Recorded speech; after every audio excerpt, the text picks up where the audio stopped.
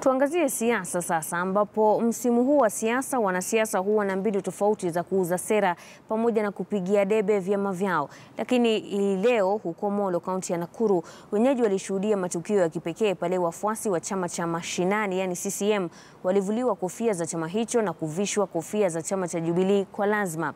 Inaarifiwa kuwa jamaa hao walielekezwa kula kiapo kukihama chama cha CCM na kuunga mkono chama cha Jubilee. Wanasiasa waliokuwa katika eneo hilo la Maroshoni waliwatahadharisha wenyeji kuwa ni hatari kukaa nje ya serikali, wakiamini kuwa Jubilee itanyakua ushindi katika uchaguzi wa Agosti tarehe 8. Wewe umeacha tipi? Umekuja kwa serikali? Jubilee. Sawa wewe. Hiyo tipi hiyo.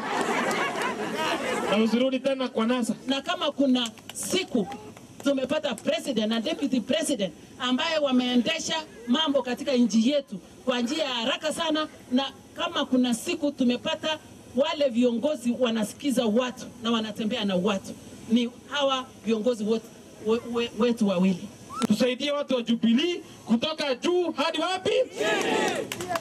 Wapi kura atipie ni sasa hiyo bwana ingine. Sijui haja tuongea my friend. BNU mwenye chama anaitwa Peter.